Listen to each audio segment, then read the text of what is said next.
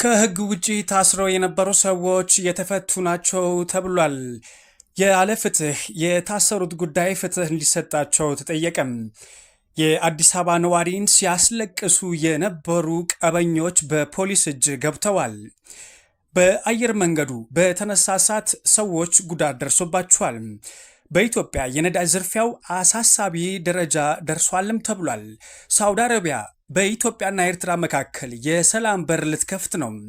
አስፈሪ የተባለው ሪፖርት ጉዳይ እንነግራችኋለን። የሙጋቤ ልጅ ለፍርድም ቀርቧል። ሰላም ጤና ይስጥልን፣ እንደምናላችሁ ውድ የኢትዮጵያ ድምፅ ተከታታዮች። የኢትዮጵያ ድምፅ የየካቲት 17 ቀን 2018 ዓ.ም የያዛቸውን የሀገር ቤትና የባህር ማዶ ዜናዎች ከዚህ ሰዓት ጀምሮ ወደ እናንተ የሚያደርስ ይሆናል። ከዜናዎቻችን ጋር አብራችሁ ትሆኑ ዘንድ በአክብሮት ጋብዘናል። ቀዳሚ ወዳደረግነው ዜናችን እንውሰዳችሁም። የኢፌዴሪ መከላከያ ሰራዊት የሰሞኑ የከተማ ላይ ውጊያ ልምምድ እያነጋገረ ይገኛል። የኢትዮጵያ መከላከያ ሰራዊት የልዩ ዘመቻዎች እዝ ለከተማ ውጊያ ያለውን ዝግጁነት ከሰሞኑ በተለያዩ ተንቀሳቃሽ ምስሎችና ፎቶዎች አስደግፎ አሳይቷል። መከላከያ ሰራዊቱም የሰሞኑን የከተማ ላይ ውጊያ ልምምድ ያደረገው የልዩ ዘመቻዎች እዝ ከሚያወጣቸው ግዳጆች በጣም ውስብስብና ጥንቃቄን የሚጠይቀው የከተማ ውስጥ ግዳጅ አንዱ በመሆኑም እንደሆነም ጠቅሷል። የሽብር ቡድኖችና ሰርጎ ገብ ጠላትን በአነስተኛ ኪሳራ በህዝብና በመሰረተ ልማት ላይ ጉዳት ሳይደርስ ለመፈጸም የሚያስችል አቅም መያዙንም አክሎ መከላከያ ሰራዊት በተረጋገጠ የፌስቡክ ገጹ ምስሎች አስደግፎም ባሰራጨው ጽሑፍ ጠቅሷል። ይህ የከተማ ላይ ውጊያ ልምምድም የተደረገው ኢትዮጵያ በተለይ በባህር ገር ጥያቄ ከኤርትራ ጋር ፍጥጫ ውስጥ በገባችበትና በሰሜኑ የሀገሪቱ ክፍል ውጥረት ባየለበት ወቅት ነው። በትግራይና በአማራ ክልሎች ወታደራዊ ፍጥጫው ጎልቶ በሚዘገብበት በዚህ ሰዓት በአማራ ክልል የፋኖ ታጣቂዎችና መከላከያ ሰራዊት በተለያዩ ጊዜያቶች የዞን ከተሞችን ጨምሮ በተለያዩ ቦታዎች ውጊያዎችም ያከናውናሉ። በአማራ ክልል የደቡብ ጎንደር ዞን መቀመጫ በሆነችው ደብረታቦር ከተማ ውስጥም በፋኖ ታጣቂዎችና በመንግስት ኃይሎች መካከል ከሰሞኑ ተካሂዶ በነበረው ውጊያ የህይወት መጥፋትና የንብረት ውድመት መድረሱም የሚታወስ ነው። በኦሮሞ ነጻነት ወይም ሸኔ ስም ይንቀሳቀሳሉ የተባሉ ታጣቂዎች በቤንሻንጉል ጉሙዝ ክልል ውስጥ ጉዳት አድርሰዋል ተብሏል።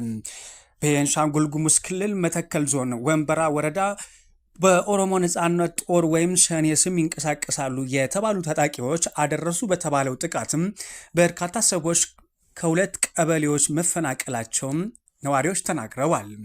በወረዳው ኪታርና ጎንቾር በተባሉ ቀበሌዎች አብዛኛው ነዋሪ ምንም ነገር ሳይዝ ከቤት ንብረቱ ተፈናቅሎ ወደ አጎራባች ስፍራዎች በመሸሽ ላይ እንደሚገኝም ነዋሪዎች አመላክተዋል። አርሶ አደሮችና ሌሎች ነዋሪዎች ከቤት ንብረታቸው የተፈናቀሉበት ይህ ወቅት በወረዳው ሰብል የሚሰበሰብበት ወቅት በመሆኑ ጉዳዩን ለአርሶ አደሮች አስከፊ ሊያደርገው እንደሚችል ነዋሪዎች ገልጸዋል። ታጣቂዎች የተለያዩ እገታዎችና ዝርፊያዎች መፈጸማቸውም ጠቅሰዋል።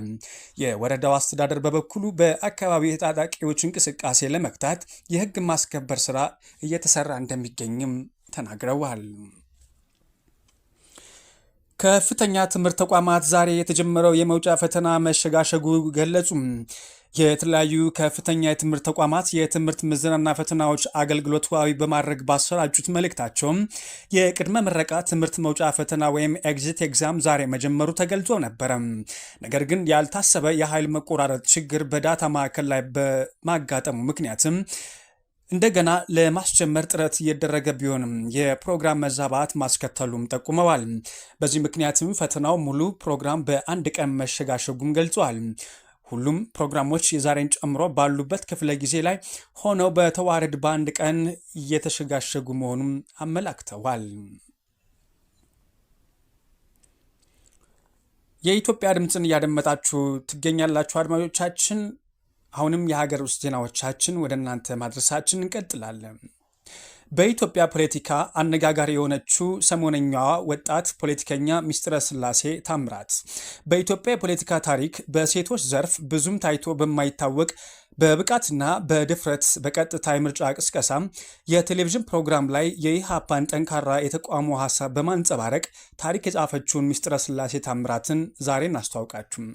የኢሃፓ ስራ አስኪያጅ የሆነችው ይህች ደፋር ፖለቲከኛ በፋና በተደረገ የፓርቲዎች ክርክር ላይ በወቅቱ በመድረኩ ላይ የነበሩትን የብልጽግና ፓርቲ ተወካዮች ባላሰቡትና ባልጠበቁት ጠንካራ ሙግት በማስደንገጥ ትልቅ አሻራ ጥሎ ያለፈም ክርክር አድርጋል ያልፈችም።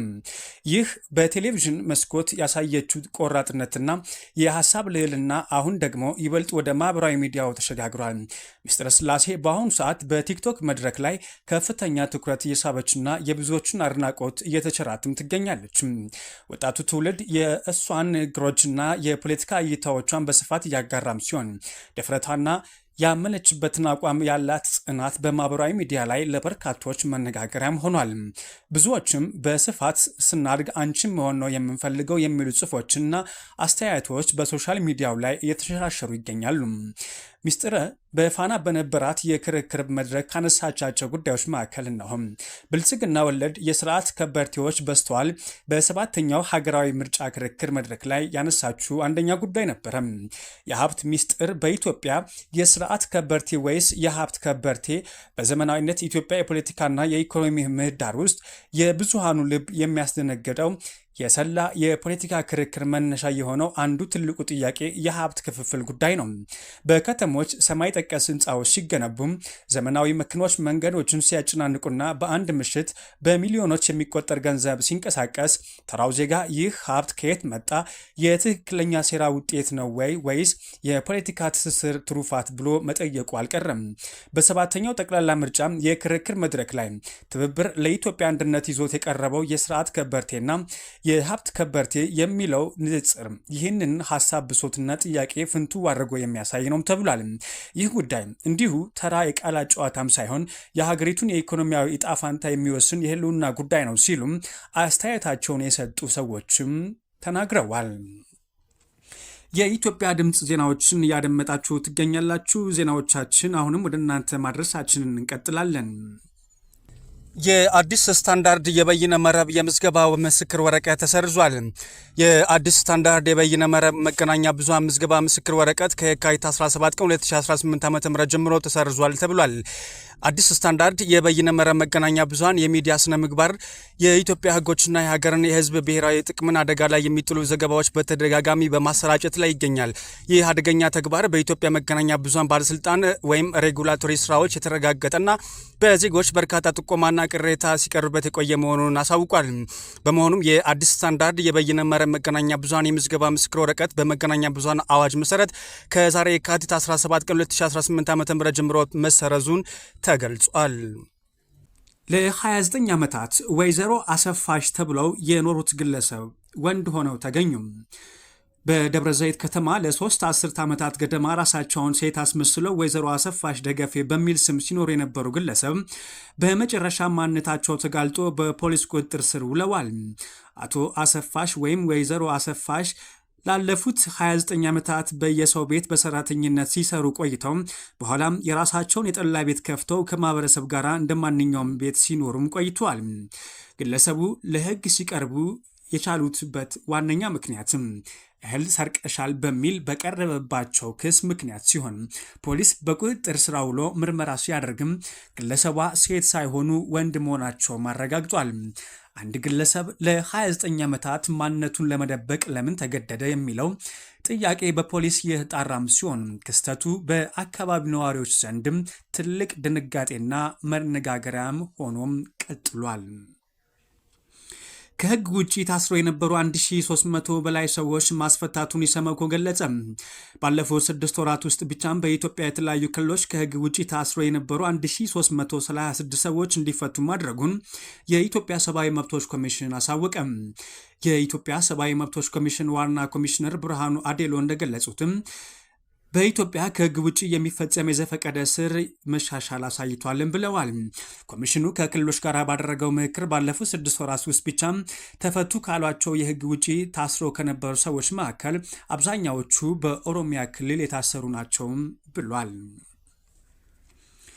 የካቲት 17 ቀን 2018 ዜናዎቻችን ወደ እናንተ መድረሳቸውን ይቀጥላሉ። ሳውዲ አረቢያ በኢትዮጵያና በኤርትራ መካከል የተፈጠረውን ወታደራዊ ውጥረት ለማርገብ ጥረት እያደረገች ነው። በኢትዮጵያና በኤርትራ መካከል እየታየ የመጣውና ቀጠናዊ ስጋት የደቀነው ወታደራዊ ውጥረት ለማርገብ ሳውዲ አረቢያ ዲፕሎማሲያዊ ጥረት መጀመሯ ተነግሯል። በተለይም በዚህ የካቲት ወር የሳውዲ መንግስት ሁለቱን ሀገራት ወደ ንግግር ጠረጴዛ ላይ መመለስም ከፍተኛ እንቅስቃሴ እያደረገ ይገኛል። የሳውዲ አረቢያ የውጭ ጉዳይ ሚኒስትር ከፍተኛ ባለስልጣናት በቅርቡ በአዲስ አበባና በአስመራ ባደረጉት ጉብኝት የሁለቱን ሀገራት መሪዎችና ከፍተኛ አመራሮች በተናጥል በማነጋገር ለማግባባት ጥረት አድርገዋል ነው የተባለው። ይህ የሳውዲ ጥረት ትኩረት ያደረገው በሁለቱ ሀገራት ድንበር አካባቢ እየታየ ነው የተባለውን የኃይል ማሰባሰብ ሂደት እንዲቆምና ልዩነቶች በሰላማዊ መንገድ እንዲፈቱ ለማድረግ እንደሆነም ተገልጿል። ሳውዲ አረቢያ በሁለቱ ሀገራት ግንኙነት ውስጥ ቁልፍ ሚና ስትጫወት የመጀመሪያም አይደለም። በአውሮፓውያን አቆጣጠር መስከረም 2018 በንጉስ ሰልማን ቢን አብዱልአዚዝ አደራዳሪነትም እንዲሁ ሁለቱን ሀገራት ለማሸማገል ጥረት አድርጋለች። የኢትዮጵያ ጠቅላይ ሚኒስትር አብይ አህመድና የኤርትራው ፕሬዝዳንት ኢሳያስ አፈወርቂ በጅዳ ተገናኝተው ታሪካዊ የጅዳ የሰላም ስምምነት መፈራረማቸውም የሚታወስ ነው። ይህ ስምምነት ለሁለት አስርት ዓመታት የዘለቀውን የጦርነትም የሰላም የሌለበት ሁኔታ መቋጫ የሰጠ ነበረ። አሁን እየደረገ ያለው ጥረትም ያንን የሰላም መንፈስ ለመታደግና የቀይ ባህር ቀጠናን ደህንነት ለማስጠበቅ ያለመ መሆኑን የፖለቲካ ተንታኞች ተናግረዋል። አድማጮቻችን ዜናዎቻችን አሁንም ወደ እናንተ መድረሳቸውን ይቀጥላሉ። አድማጮቻችን የሀገር ውስጥ ዜናዎቻችን አሁንም ወደ እናንተ ማድረሳችን እንቀጥላለን። የአዲስ አበባ ፖሊስ ጠቅላይ መምሪያ ባደረገው ድንገተኛ የፍተሻና ቁጥጥር ተግባር የሸዋሸዋ ወይም የማታለል ወንጀል ፈጽመው ሲፈለጉ የነበሩ 3 ተጠርጣሪዎችን በቁጥጥር ስር ውሎ ምርመራ እያጣራ መሆኑን ገለጸ። የአዲስ አበባ ፖሊስ ጠቅላይ መምሪያ የከተማዋ የሚፈጸሙ ወንጀሎችና ፈጻሚዎች ላይ ኢላማ ያደረገ ጥናት በማድረግ ተጠርጣሪዎችን በቁጥጥር ስር እያዋለ ይገኛል። ፖሊስ ይህንኑ የቁጥጥር ተግባራቱን ከሚያከናውንባቸው መንገዶች አንዱም የትራፊክ ቁጥጥር ባለሙያዎች በጥናት በተለዩ ቦታዎች ላይ የሚያደርጉት የቁጥጥር ተግባር ሲሆን በትላንትናው ዕለት የካቲት 16 ቀንም በቦሌ ክፍለ ከተማ ወረዳ 12 ልዩ ቦታው ቡልቡላ ፓርክ አካባቢ በተደረገው ድንገተኛ የተሽከርካሪ ፍተሻና ቁጥጥርም ከዚህ ቀደም የሸዋሸዋ ወይም ማታለል ወንጀል ፈጽመው ሲፈለጉ የነበሩ 3 ተጠርጣሪዎች በቁጥጥር ስር መዋል መቻሉም አሳውቋል። ተጠርጣሪዎቹ ለወንጀል ተግባር የሚጠቀሙበትን የሰሌዳ ቁጥር ኮድ 3 B06217 አዲስ አበባ የሆነ ቪስ ተሽከርካሪ የኋላ ሰሌዳውን ጥቁር ጭቃ በመቀባት ሲንቀሳቀሱ እንደነበረ የቦሌ ክፍለ ከተማ ፖሊስ መምሪያም ገልጿል። በኢትዮጵያ የነዳጅ ሌብነት አሳሳቢ ደረጃ ላይ ደርሷል። በአማካኝ ከአንድ ቦቴ 500 ሊትር ነዳጅ ይቀሸባልም ተብሏል። አገሪቷን በየዓመቱም 5.5 ቢሊዮን ብር የሚያስከስረው የነዳጅ ዘረፋም በቴክኖሎጂ ሊገታ መሆኑም ተሰምቷል። በኢትዮጵያ የነዳጅ ስርጭት ሂደት ውስጥም ለዓመታት ስር ሰዶ የቆየውና ለሀገር ኢኮኖሚ ትልቅ ጠንቅ የሆነውን የነዳጅ ስርቆትና ቅሸባ ለመግታት መንግስት አዲስ የቴክኖሎጂ ስርዓት ተግባራዊ ሊያደርግ መሆኑም ገልጿል። የነዳጅ ኤነርጂ ባለስልጣን እንዳጠናቀቀው ጥናት ከሆነም በየዓመቱ ከ5.5 ቢሊዮን ብር በላይ የሚገመት ነዳጅ በማጓጓዝ ሂደት ላይ በህገወጥ መንገድ ይቀሸባልም ብሏል። የባለስልጣኑ ዋና ዳይሬክተር ዶክተር ደስታው መኳንንት እንደተናገሩት ከሆነም በአሁኑ ሰዓት በአማካኝ አንድ የነዳጅ ጫኝ ተሽከርካሪ ወይም ቦቴ ላይ ብቻ እስከ 500 ሊትር ነዳጅ በህገወጥ መንገድ ይቀሸባል። ይህ ድርጊት በሀገር አቀፍ ደረጃ ሲሰላም መንግስት ለነዳጅ ድጎማ ግዢ የሚያወጣውን ከፍተኛ የወጪ ምንዛሬ ለጥቂት ግለሰቦች ሲሳይ እያደረገው እንደሚገኝም ተናግረዋል። የኢትዮጵያ ድምፅ የካቲት 17 ቀን ዜናዎች መደመጣቸውን ቀጥለዋል። ከውጭ መገናኛ ብዙሃን ወደ ተሰሙ ዜናዎች አልፈናል። በአየር መንገዱ በተነሳ እሳት 4 ሰዎች ቆሰሉ። በሌጎስ ዓለም አቀፍ አውሮፕላን ማረፊያ በተነሳ የእሳት አደጋ 6 ሰዎች ቆስለዋል። ትላንት በሙርታላ ሙሐመድ ዓለም አቀፍ አውሮፕላን ማረፊያ በተነሳ የእሳት አደጋ ምክንያት በረራ ለጊዜው ተቋርጦም ቆይቷል። የናይጄሪያ ባለስልጣናት ባወጡት መግለጫም 6 ሰዎች የቆሰሉም ሲሆን ሁሉም በጥሩ የጤና ሁኔታ ላይ እንደሚገኙም ገልጸዋል። በአደጋ ጊዜ ደራሽ ቡድኖች ከመታደጋቸው በፊትም 14 ሰዎች በበረራ መቆጣጠሪያ ማማ ውስጥ ተዘግቶባቸው ቆይተዋል። የእሳት አደጋው ከቀኑ 9 ሰዓት ገደማ በተርሚናል 1 አንደኛ ፎቅ ላይ በሚገኝ የሰርቪስ ክፍል ውስጥ እንደተነሳም ታውቋል። ቀጥለናል። የሮበርት ሙጋቤ ልጅ በግድያ ሙከራ ወንጀል ተከሰሰ። የሟቹ የሮበርት ሙጋቤ ታናሽ ልጅ ቤላሚን ቻቱንጋ በጆሃንስበርግ በሚገኝ አንድ መኖሪያ ቤት ውስጥ በአንድ የ23 ዓመት ወጣት ላይ በተኮሰ ጥይት ምክንያት ከባድ ወንጀል ተከሶ ፍርድ ቤት ቀርቧል። ቻቱንጋ በወጣቱ ላይ ላደረሰው የጥይት ቁስል በቀጥታ ተጠያቂ ተደርጓል። ጥቃት የደረሰበት ወጣትም በአሁኑ ወቅት ሆስፒታል በጽኑ ሁኔታ ክፍል ውስጥ እንደሚገኝም ፖሊስ አረጋግጧል። የአሜሪካ ኮንግረስ አስፈሪ ሪፖርት አውጥቷል። በናይጄሪያ ክርስቲያኖች ላይም የዘር ማጥፋት ወንጀል እየተፈጸመ ነው ሲል ኮንግረሱ ገልጿል። የአሜሪካ ኮንግረስ በናይጄሪያ በተለይም በሰሜናዊ የአገሪቱ ክፍል በክርስቲያኖች ላይ የደረሰ ያለውን ስልታዊ ስደትና ግድያ የሚዘረዝር ጠንካራ ሪፖርት ለፕሬዝዳንት ዶናልድ ትራምፕ አቅርቧል። በኮንግረስማን ራይሊ ኤም ሙር መሪነት የተዘጋጀው ይህ ሪፖርትም ናይጄሪያ በሃይማኖት ነጻነት ጥሰት ምክንያትም ልዩ ትኩረት የምትሻ ሀገር ተብላ መፈረጇን ተከትሎ የቀረበ ሪፖርትም ነው ብለዋል።